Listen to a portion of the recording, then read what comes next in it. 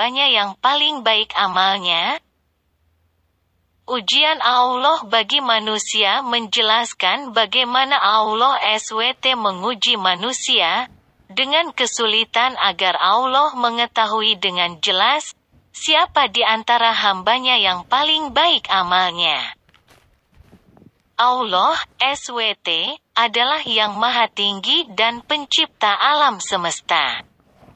Sebagai bagian dari kebijaksanaan dan rencana ilahinya, Allah menguji manusia melalui berbagai cara, termasuk kesulitan dan tantangan. Ujian-ujian ini memiliki banyak tujuan, dan salah satu alasan pentingnya adalah untuk membedakan dan mengevaluasi sifat dan karakter yang sebenarnya dari hamba-hambanya. Al-Quran, kitab suci Islam, menyebutkan beberapa ayat yang menekankan konsep ujian dan cobaan. Salah satu ayat tersebut ditemukan dalam surah Al-Baqarah 2:155-157. Dan kami pasti akan menguji kamu dengan sedikit ketakutan dan kelaparan dan kehilangan harta dan jiwa dan buah-buahan, tetapi berikan kabar baik kepada orang yang sabar, yang ketika bencana menimpa mereka, katakanlah, sesungguhnya kami adalah milik Allah. Dan sesungguhnya kepadanya kami akan kembali. Mereka itulah orang-orang yang mendapat keberkahan dan rahmat dari Tuhannya. Dan mereka itulah orang-orang yang mendapat petunjuk yang benar. Dari ayat ini dan ayat lainnya di dalam Al-Quran, kita memahami bahwa ujian itu bisa bermacam-macam bentuknya, seperti kesengsaraan, kehilangan, kesusahan, atau bahkan kemakmuran. Ujian setiap individu unik untuk keadaan mereka dan tidak pernah di luar kemampuan mereka untuk mengatasinya, sebagaimana Allah berfirman dalam surah Al-Baqarah 2:286.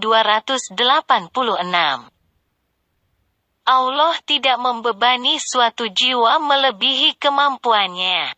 Tujuan dari tes ini adalah untuk mengungkap sifat, ketulusan, dan ketakwaan seseorang yang sebenarnya kepada Allah. Mereka berfungsi sebagai sarana untuk memurnikan jiwa, meningkatkan keimanan seseorang, iman, dan memberikan kesempatan untuk pertumbuhan dan perkembangan spiritual. Orang-orang yang tetap sabar dan tabah selama cobaan ini, sambil mempertahankan iman dan kepercayaan mereka kepada Allah, dianggap yang terbaik dalam perbuatan.